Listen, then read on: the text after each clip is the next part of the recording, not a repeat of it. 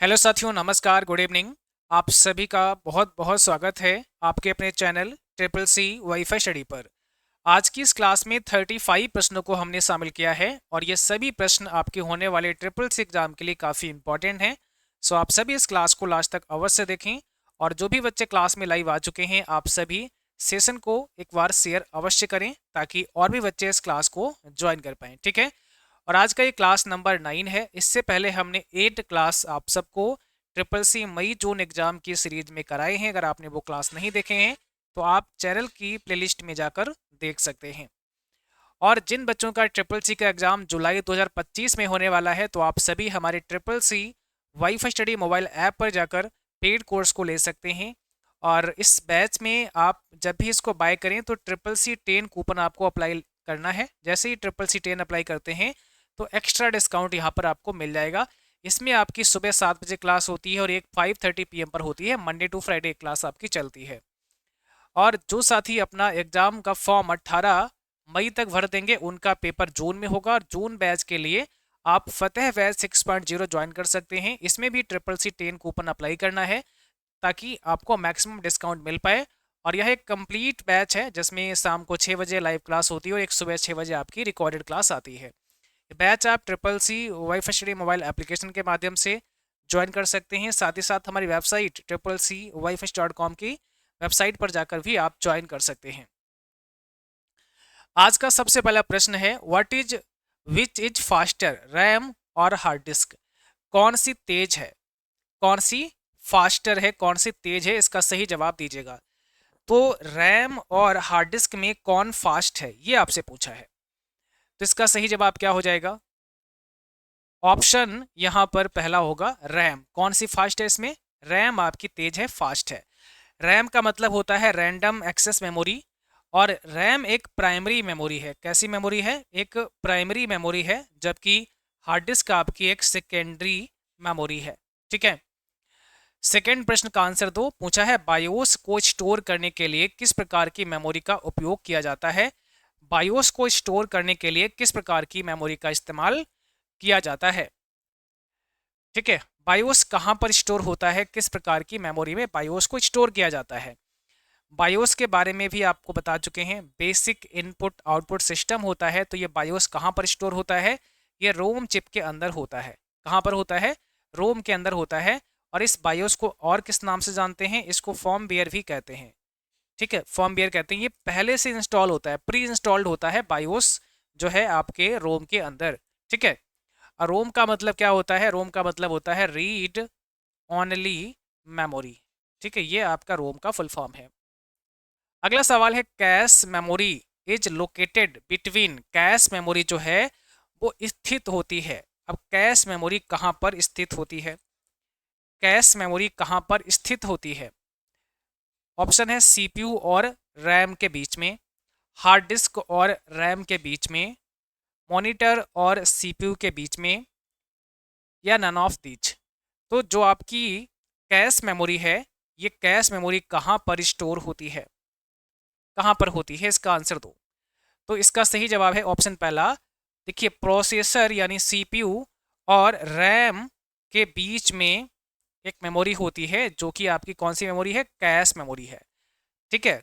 तो जो भी डेटा आपकी हार्ड डिस्क से रैम में जाता है, रैम से कैश होते हुए डेटा प्रोसेसर के पास पहुंचता है।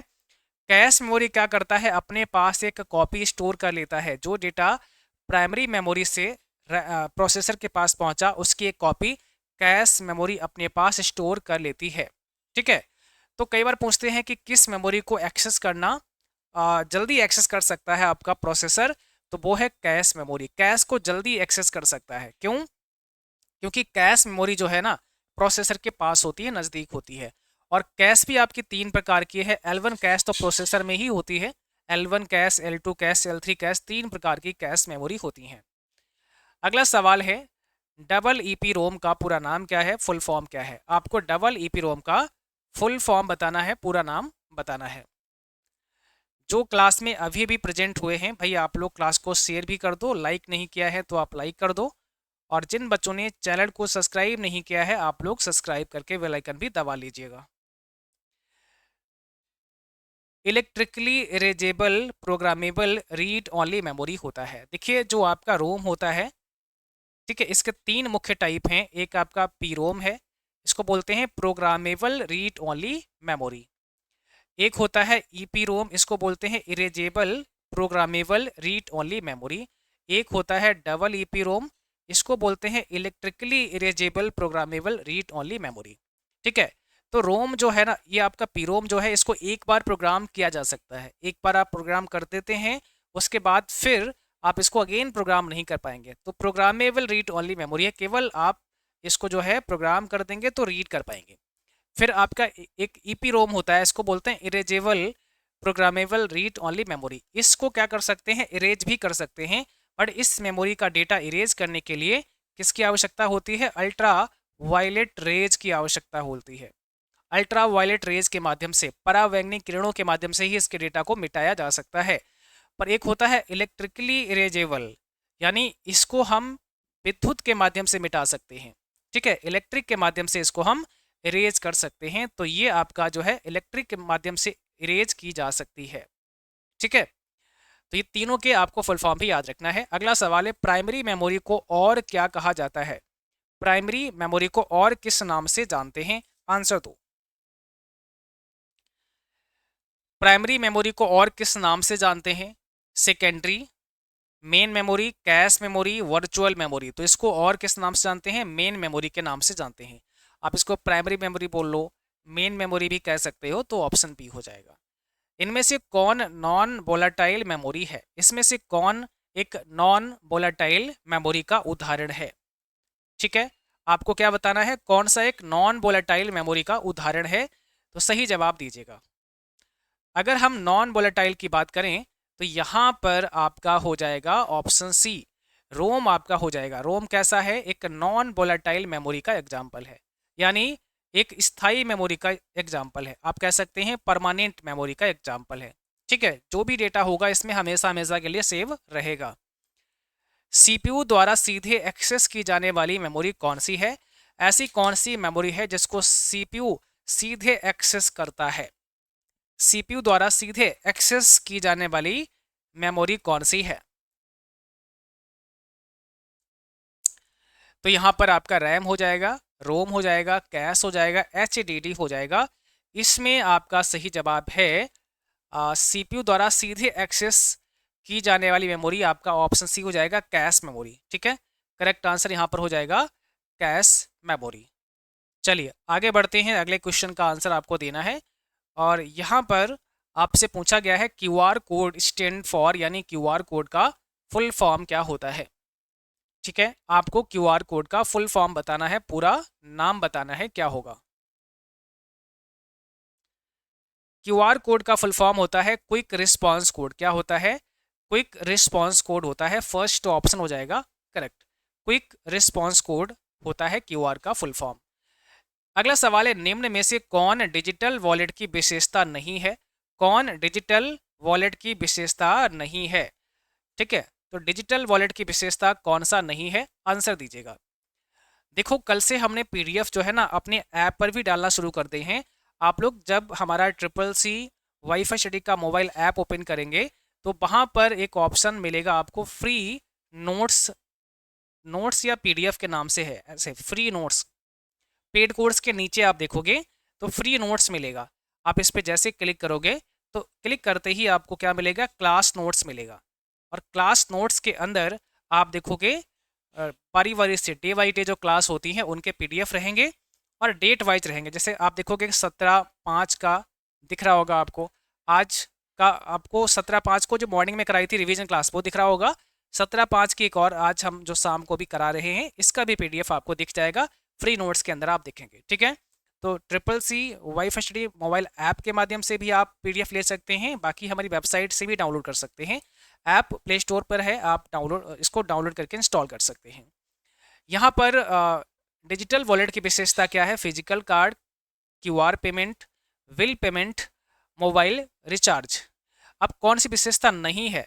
तो फिजिकल कार्ड ये नहीं है, बाकी क्यूआर पेमेंट हो सकता है, बिल पेमेंट हो सकता है, मोबाइल रिचार्ज हो सकता है, ये सारे काम हो सकते हैं डिजिटल वॉलेट से, लेकिन फिजिकल कार्ड यहाँ पर नहीं है।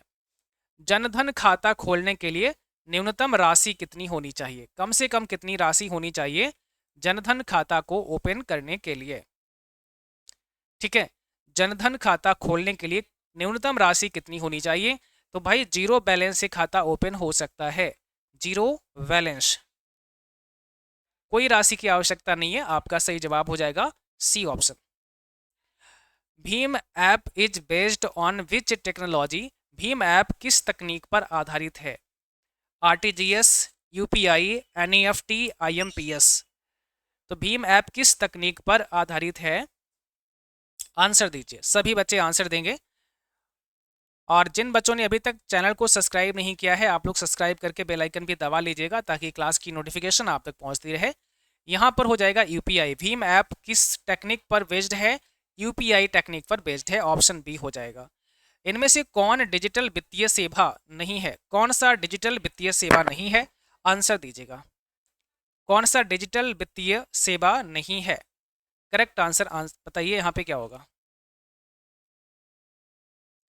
अगर बात करें डिजिटल वित्तीय सेवा कौन सा नहीं है, तो mobile banking, internet banking, ATM withdrawal, UPI transfer. देखो डिजिटल बात हो रही है ना, तो यहाँ पर आपका एटीएम विड्रॉल नहीं हो सकता है, तो ऑप्शन आपका सी हो जाएगा, एटीएम।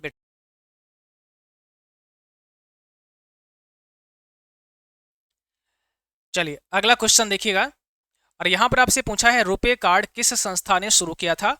रुपे कार्ड को किस संस्था के द्वारा प्रारंभ किया गया था, शुरू किया गया था? रुपे कार्ड को किस संस्था के द्वारा प्रारंभ किया गया था या शुरू किया गया था? तो भाई इसको एनपीसीआई ने स्टार्ट किया। किसने स्टार्ट किया? रुपे कार्ड को एनपीसीआई ने स्टार्ट किया। ठीक है, एनपीसीआई का मतलब क्या है? National payments corporation of India. UPI के लिए दैनिक लेन देन की सीमा क्या है? यूपीआई में अगर आप किसी को यूपीआई करते हैं तो दैनिक लेन देन की सीमा क्या है? मैक्सिमम कितना पैसा आप एक दिन में भेज सकते हैं? क्या होगा इसमें करेक्ट आंसर? आप सबको जल्दी से कमेंट बॉक्स में आंसर देना है। मैक्सिमम कितना पैसा एक दिन में भेजा जा सकता है? तो 1 लाख रुपए। आप 1 लाख रुपए का ट्रांजेक्शन एक दिन में कर सकते हैं। इनमें से कौन सा भविष्य का कौशल है? इसमें से कौन सा भविष्य का कौशल है? आंसर दो, कौन सा भविष्य का कौशल है? AI and machine learning, typing, या फिर फाइलिंग, या फिर फोटोकॉपी? अब भविष्य के कौशल की बात करें तो भाई एआई और मशीन लर्निंग भविष्य का कौशल है, ऑप्शन पहला करेक्ट है।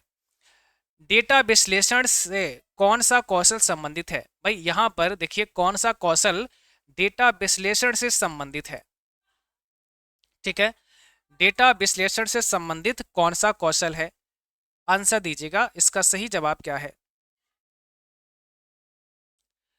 तो इसका सही जवाब है, डेटा की यहाँ बात की गई है और यहाँ पे एक्सेल दिया हुआ है जो कि स्प्रेडशीट है, तो आपका एक्सेल ही करेक्ट आंसर हो जाएगा। ठीक है, एक्सेल ही आपका राइट आंसर बनेगा यहाँ पर। निम्नलिखित में से कौन सी प्रोग्रामिंग भाषा है? निम्न में से कौन सी प्रोग्रामिंग भाषा है? जैसे पाइथन है, एडोब है, कैनवा है, गूगल है, कौन सी एक प्रोग्रामिंग भाषा है? तो इसमें सही जवाब क्या है? ऑप्शन पहला ही हो जाएगा, पाइथन एक प्रोग्रामिंग भाषा है। पाइथन एक हाई लेवल, ठीक है, हाई लेवल प्रोग्रामिंग लैंग्वेज है पाइथन। इनमें से किसका उपयोग क्लाउड स्टोरेज के लिए किया जाता है? क्लाउड स्टोरेज निम्न में से कौन सा है? आपको आंसर देना है। इसमें से क्लाउड स्टोरेज कौन सा है, बताइए। तो यहाँ पर वन ड्राइव हो जाएगा। क्लाउड स्टोरेज की बात करें तो वन ड्राइव आपका क्लाउड स्टोरेज में आ जाता है। अगला सवाल है एआई का फुल फॉर्म क्या है? ठीक है, what does AI stands for? AI का पूरा नाम आपको बताना है, फुल फॉर्म आपको बताना है। तो यहाँ पर एआई का मतलब क्या हो जाएगा? आर्टिफिशियल इंटेलिजेंस हो जाएगा, ऑप्शन पहला करेक्ट है। आर्टिफिशियल इंटेलिजेंस के नाम से एआई को जाना जाता है। अगला सवाल है टीम संचार के लिए कौन सा टूल प्रयोग किया जाता है? टीम संचार के लिए कौन सा टूल इस्तेमाल किया जाता है? अब इसका सही जवाब क्या होगा? तो इसमें आपका सही जवाब हो जाएगा ऑप्शन पहला, स्लैक। फर्स्ट ऑप्शन ही करेक्ट हो जाएगा। What is coding? कोडिंग क्या होती है? ठीक है, कोडिंग किसे कहते हैं, कोडिंग क्या होती है, इसका आंसर देना है आपको। What is coding? कोडिंग क्या है? तो यहाँ पर writing instruction for a computer, भाई किसी कंप्यूटर के लिए हम अगर कुछ इंस्ट्रक्शंस लिखते हैं उसी को कोडिंग कहते हैं। तो writing instructions for a computer, option number C बनेगा। अगला सवाल है डेटा विजुलाइजेशन के लिए कौन सा सॉफ्टवेयर प्रयोग होता है। डेटा विजुलाइजेशन के लिए कौन सा सॉफ्टवेयर का इस्तेमाल होता है, बताओ यहां पर करेक्ट आंसर कौन सा हो जाएगा। राइट आंसर आप सबको बताना है।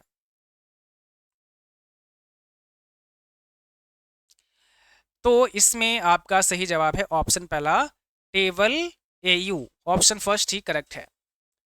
अगला सवाल है आईओटी का पूरा नाम क्या होता है। आईओटी का फुल फॉर्म आपको बताना है, ठीक है। आईओटी का पूरा नाम आपको बताना है, फुल फॉर्म आपको बताना है। तो इसको क्या बोलते हैं, इंटरनेट ऑफ थिंग्स बोलते हैं। इंटरनेट ऑफ थिंग्स बोलेंगे आईओटी, इंटरनेट ऑफ थिंग्स बोलेंगे। अगला सवाल है ऑनलाइन लर्निंग के लिए कौन सा प्लेटफॉर्म प्रयोग होता है। ऑनलाइन लर्निंग के लिए कौन सा प्लेटफॉर्म इस्तेमाल होता है, कौन सा प्लेटफॉर्म यूज करते हैं लोग। ऑनलाइन लर्निंग प्लेटफॉर्म की बात करें तो यहाँ पर कोर्सेरा एक ऑनलाइन लर्निंग प्लेटफॉर्म है, फर्स्ट ऑप्शन करेक्ट हो जाएगा। 31 कहता है इनमें से कौन सा एक मजबूत पासवर्ड है। एक मजबूत पासवर्ड कौन सा है। अगर हम एक स्ट्रांग पासवर्ड की बात करें तो आपको पता है स्ट्रांग पासवर्ड कैसे होता है, मिनिमम एक अपर केस होना चाहिए। अपर केस का मतलब कोई कैपिटल लेटर होना चाहिए, जैसे ए हो सकता है, बी हो सकता है ना। लोअर केस भी होना चाहिए, लोअर केस का मतलब जैसे स्मॉल ए भी हो सकता है। स्पेशल करेक्टर होना चाहिए, स्पेशल करेक्टर जैसे एट द रेट हो सकता है, हैश हो सकता है, स्टार हो सकता है, ठीक है। और कोई नंबर हो सकता है। तो इतने सारे के कॉम्बिनेशन अगर आप लगाते हैं तो एक स्ट्रॉन्ग पासवर्ड बनता है, और ये कॉम्बिनेशन सी ऑप्शन में आपको दिखाई दे रहा है। अपर केस भी है, लोअर केस भी है, स्पेशल करेक्टर भी है, और नंबर भी दिए गए हैं, न्यूमेरिक वैल्यू भी दी गई है। अगला सवाल है व्हाट इज फिशिंग। फिशिंग किसे कहते हैं, फिशिंग क्या होता है, फिशिंग किसे कहते हैं, आंसर दीजिएगा।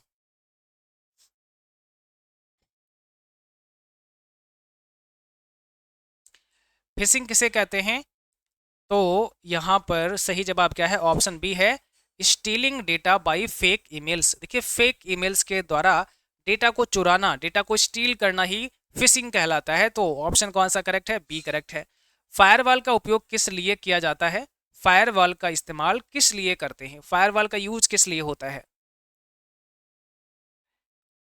फायरवॉल का यूज किस लिए होता है, तो यहाँ पर हो जाएगा नेटवर्क प्रोटेक्शन के लिए होता है, ठीक है। नेटवर्क सिक्योरिटी के लिए कह सकते हैं, नेटवर्क प्रोटेक्शन के लिए कह सकते हैं। इनमें से कौन मालवेयर नहीं है, इसमें से कौन सा मालवेयर नहीं है, which is not a type of malware, virus, worm, trojan, Linux. अब इसमें कौन सा मालवेयर नहीं है, देखो वायरस, वॉर्म, ट्रोजन सभी हैं, लिनक्स नहीं है, क्योंकि लिनक्स क्या है, एक ऑपरेटिंग सिस्टम है। क्या है, एक ऑपरेटिंग सिस्टम का एग्जाम्पल है आपका लिनक्स, ठीक है। अगला सवाल है ओटीपी किसके लिए उपयोग किया जाता है, ओटीपी का इस्तेमाल किस लिए होता है, बताइए।